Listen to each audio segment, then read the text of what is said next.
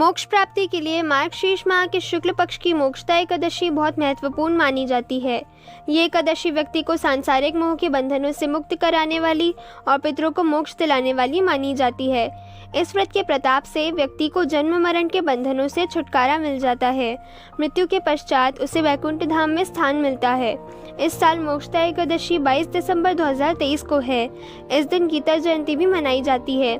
पौराणिक कथा के अनुसार गोकुल नगर में वैखानस नामक राजा का शासन था।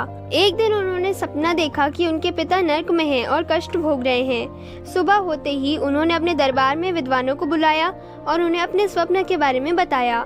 राजा ने बताया कि उनके पिता ने कहा कि वे नरक में हैं, वे यहाँ पर कष्ट सहन कर रहे हैं, तो मुझे मुक्ति दिलाओ।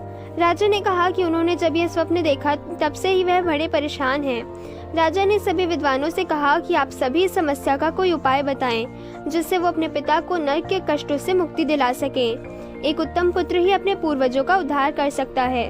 राजा की बात सुनने के बाद सभी विद्वानों ने कहा कि यहाँ से कुछ दूर पर ही पर्वत ऋषि का आश्रम है। वे त्रिकालदर्शी हैं, उनके पास इस समस्या का समाधान अवश्य ही होगा। राजा अगले दिन पर्वत ऋषि के आश्रम में पहुँचे। उन्होंने प्रणाम किया तो पर्वत ऋषि ने आने का कारण पूछा। राजा ने अपनी सारी बात पर्वत ऋषि को बताई।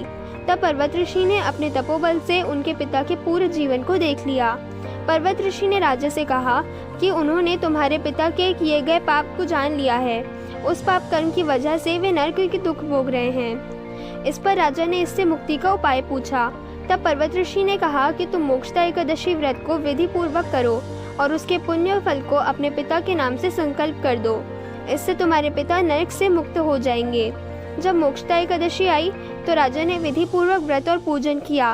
फिर बताए अनुसार उसके पुण्य फल को पिता के नाम से संकल्प करा दिया।